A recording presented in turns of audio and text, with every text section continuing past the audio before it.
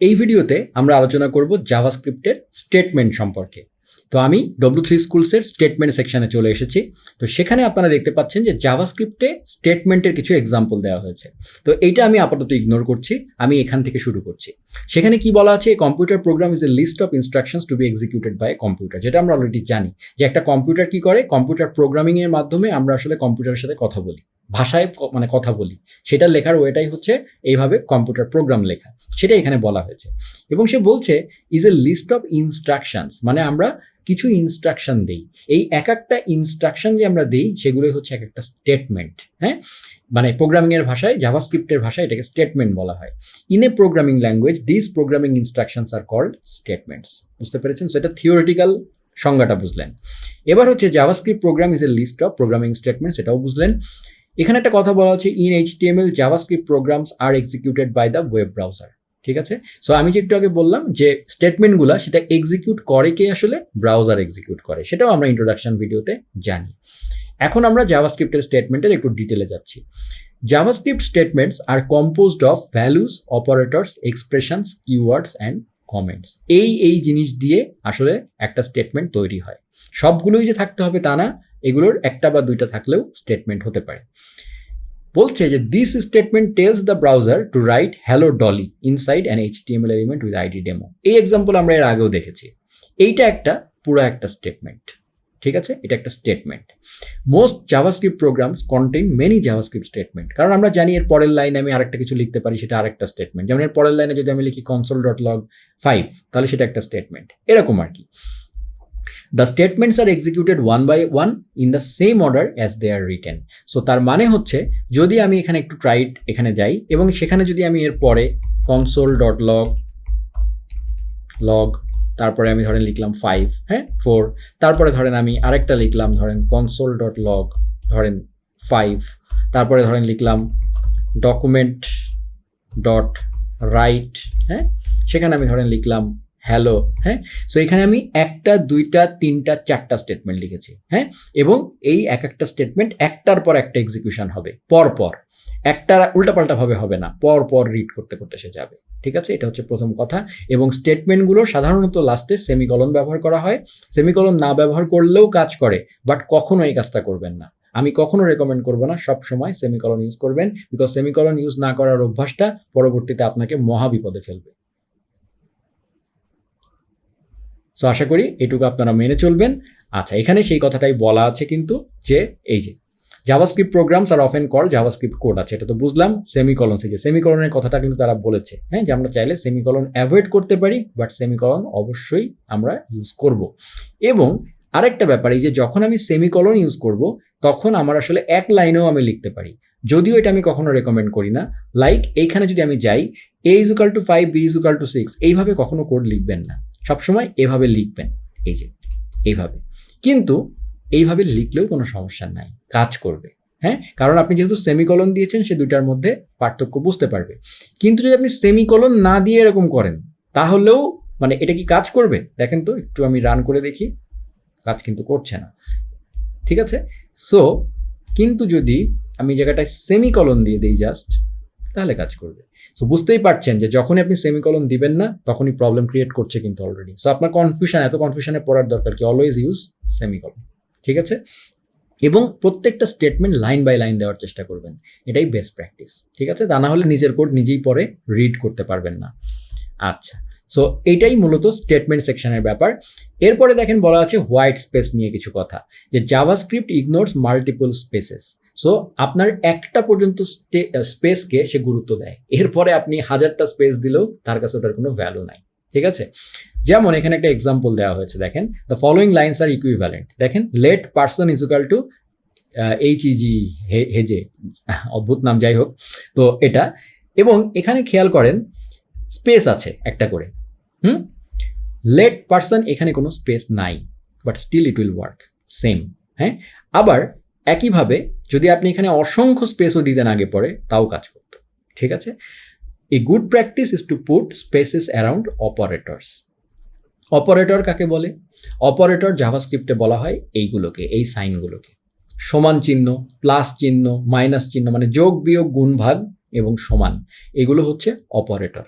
Simple ব্যাপার, কারণ কি, এরা দুইটা জিনিসকে বা দুইটা জিনিসকেই মানে সমান চিহ্ন, তাই না? আমরা যখন অ্যালজেব্রা করেছি, ম্যাথ করেছি, তখন আমরা জানি a is equal two b।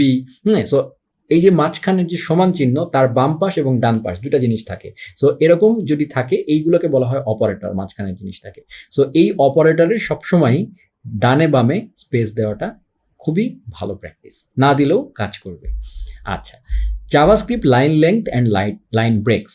আচ্ছা, for best readability programmers often like to avoid code lines longer than 80 characters. আচ্ছা, এখানে একটা কথা আমি বলে নেই, সেটা হচ্ছে এই যে দেখেন এখানে যে কোডটা লেখা হয়েছে, সেখানে document dot get element by ID, এটার পরে ইকুয়াল সাইন দেওয়ার পরে নিচের লাইনে চলে যাওয়া হয়েছে।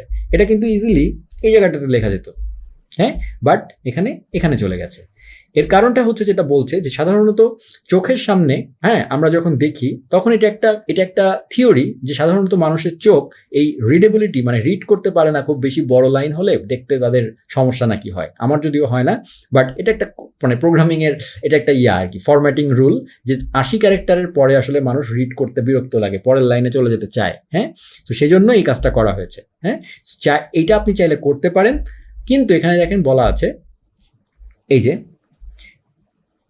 if a JavaScript statement does not fit on one line, the best place to break it is after an operator। হ্যাঁ, সো সে বলছে আপনি কিন্তু চাইলে এই যে জিনিসটা, হ্যাঁ, আপনার ধরেন 80 ক্যারেক্টার এই জায়গায় হয়ে গেছে, সো আপনি কি এখন এখান থেকে এন্টার দিবেন? তাহলে কিন্তু কাজ করবে না, কারণ ইনার HTML শব্দটা তো পূরণ করতে হবে আপনাকে, সেটা কিন্তু আপনাকে এরকমভাবেই করতে হবে, ঠিক আছে। তারপরে আপনি যদি নিচে নামতে চান, তাহলে বেস্ট প্লেস হচ্ছে একটু এভাবে করেন, অপারেটরের আগ দিয়ে করেন, হ্যাঁ, মানে কোনো একটা কিছু শেষ হওয়ার পরে করেন, সেটা হচ্ছে মেইন কথা, ঠিক আছে। সো চেষ্টা করবেন ওয়ান লাইনে লিখে যাওয়ার। যদি ওয়ান লাইনের মধ্যে আপনার বেশি বড় লাগে, তাহলে যখন ব্রেক করে নিয়ে আসবেন তখন খেয়াল রাখবেন যে জাভাস্ক্রিপ্টের কোনো প্রয়োজনীয় জিনিস আবার মাঝখান থেকে ভেঙে ফেলছেন না আপনি, পুরো একটা ওয়ার্ড বা কোনো একটা কিওয়ার্ড যেটাকে আপনি ভেঙে ফেলছেন না, তাহলেই চলবে, ঠিক আছে। সো এখানে কিছু কমন সেন্সের ব্যাপার আছে। আচ্ছা, এরপরে আছে JavaScript code blocks. JavaScript statements can be group together in code blocks inside curly brackets, ঠিক আছে। The purpose of code blocks is to define statements to be executed together. One place you will find statements group together in blocks is in JavaScript functions. আচ্ছা, তারা যেটা বলছে code block, হ্যাঁ, block বলতে জাভাস্ক্রিপ্টে কি বলা হয় এটা খুব ভালো মতো বোঝেন। ব্লক জিনিসটা জানাটা খুবই জরুরি। ব্লক হচ্ছে কার্লি ব্রেসের মধ্যেই যে জিনিসটা আমরা লিখি সেটাই হচ্ছে জাভাস্ক্রিপ্টে ব্লক। কি পারপাসে ইউজ হয়? কোনো একটা জিনিসকে গ্রুপ করার জন্য। মানে আমাদের জাভাস্ক্রিপ্ট কোড ধরেন 10,000 লাইনের, হ্যাঁ, আপনি ফ্ল্যাট লিখে রেখেছেন, হ্যাঁ, কিন্তু সেই 10,000 লাইনের মধ্যে আপনি টোটাল 25 ধরনের কাজ করেন, হ্যাঁ। এখন এই 25 ধরনের কাজ, ধরেন একটা কাজ, ধরেন 1 নম্বর যে টাস্কটা আপনার, সেটার সাথে 5টা স্টেটমেন্ট জড়িত, ঠিক আছে। আপনি করবেন কি, ওই 5টা স্টেটমেন্টকে ভাগ করে একটা এরকম গ্রুপ বানিয়ে ফেলবেন, হ্যাঁ। সবসময় যে ফাংশন হবে তা না, এই ডিটেলসে না যান, কিন্তু এই ব্লকের কাজটা আগে বুঝেন।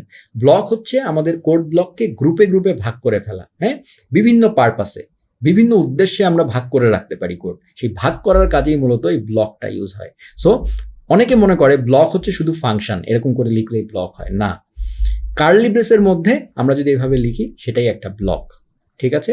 এখানে বলছে এটার একটা উদাহরণ হচ্ছে one place you will find statements group together in blocks is in JavaScript function. Function হচ্ছে একটা এক্সাম্পল ব্লকের, ঠিক আছে।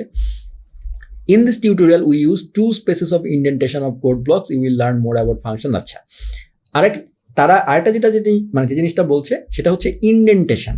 এই যে দেখেন, আমি যখন এখানে নেক্সট লাইনে গিয়েছি, তখন এখান থেকে একটা গ্যাপ দিয়েছি, হ্যাঁ, এই জিনিসটাকে বলা হয় ইন্ডেন্টেশন। ইন্ডেন্টেশন মানে ইন্ডেন্ট করা, একটু অ্যালাইন করা সুন্দর করে।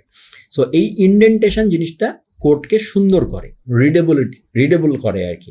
সো এটা খুবই গুরুত্বপূর্ণ, এটাকে কখনো অ্যাভয়েড করবেন না। লাইক যখন কোড লিখেছেন, আপনি এইভাবে ইচ্ছামতো একটা এরকম একটা এলো পাথারি এরকম করবেন না, হ্যাঁ। যদিও এই কাজটা বর্তমান সময়ে আমরা যে এডিটরের কথা আগের টিউটোরিয়াল দেখেছিলাম, যে আমরা VS কোড এডিটর ইউজ করেছি, আমি আপনাদেরকে দেখিয়ে দেবো সেই VS কোড এডিটরেই আমরা চাইলে এই ফরম্যাটিং সেট আপ করে নিতে পারি, যেন আমি আমার কোডটা লেখার সময় অটোমেটিক সেই অ্যালাইনমেন্টগুলো ঠিক করে নেয়, হ্যাঁ। সো এটা নিয়ে এখনকার দিনে খুব একটা কনফিউজড হওয়ার দরকার নাই, কিন্তু জেনে রাখবেন জিনিসগুলা। এরকম এলো পাথারি মানে কখনো অ্যালাইনমেন্ট করবেন না, হুইচ লুকস রিয়েলি অড, কখনোই বেস্ট প্র্যাকটিস না এটা।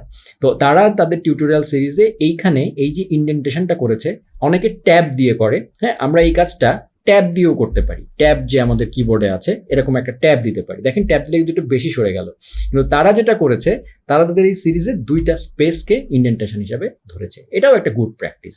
আবার ট্যাব দিয়েও অনেকে করে। তো যেভাবেই করেন আপনি একটা ইন্ডেন্টেশন গাইড ফলো করবেন, সব যেন একরকমভাবেই করেন আর কি। আচ্ছা, এরপরে দেখেন জাভাস্ক্রিপ্টের কিছু কিওয়ার্ডের নাম বলা আছে। যেহেতু বলা হয়েছিল যে স্টেটমেন্টের মধ্যে কিওয়ার্ড থাকে, হ্যাঁ, সো কিওয়ার্ড কি জিনিস?